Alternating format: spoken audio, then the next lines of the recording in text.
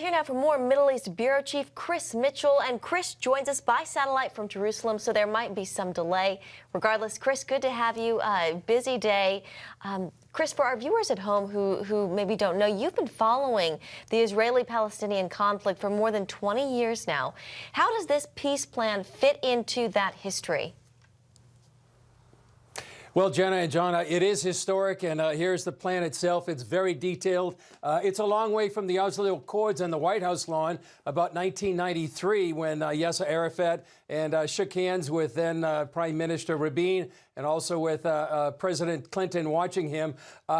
Some of the things that are unique to this plan, I would say, first of all, they recognize Jerusalem as Israel's capital. There's no question about that. Sovereignty in the Jordan Valley and Jewish communities in Judea and Samaria, that's a big deal.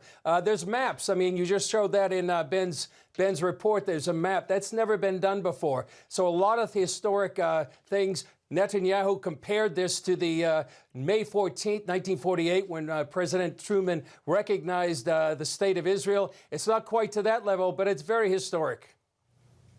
And speaking of history, Chris, how are Israelis reacting, especially in light of late-breaking word that Prime Minister Netanyahu plans to ask his cabinet to endorse a plan to annex parts of the West Bank Sunday? How does all of that factor into the peace plan?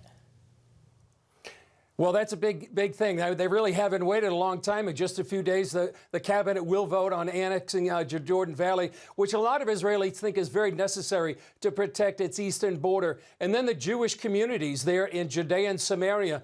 We've already heard reaction from some of them. They say yes to annexation, but they really say no to a Palestinian state. So, and these are people that are in the Netanyahu sphere of influence on his bloc. So he's going to have to deal with that politically. The plan was rejected. There's an influential council in Judea and Samaria that have already rejected that. So will Netanyahu, on his political right, be able to keep those, especially as these elections are coming up in just a few weeks?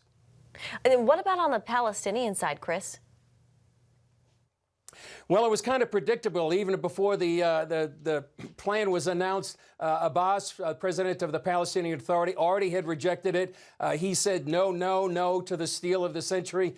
He plans to meet with the Hamas leader, Haniyeh, and that's telling because he's really allying with a group that really calls for the destructions of Israel. What I've been hearing, John and Jenna, is they're calling for demonstrations, but really people haven't responded. The business leaders in Ramallah are saying we're not going to have a general strike. That they've actually, some of the parents have actually said their kids are not going out on the streets. So I think the mute is there's sort of a muted reaction on the Palestinian state, but we'll see what the Palestinians do. You know, Golda Meir famously said many years ago that the Palestinians never miss an opportunity to miss an opportunity. The question now is, will they be able to take this opportunity? Chris, real quickly here, what about evangelical Christians in the United States? What role and how important are they into the implementation of the plan? Well, I believe at the White House, after the plan was announced, they met with many evangelical leaders that were there in the room. Their support is going to be key politically going forward.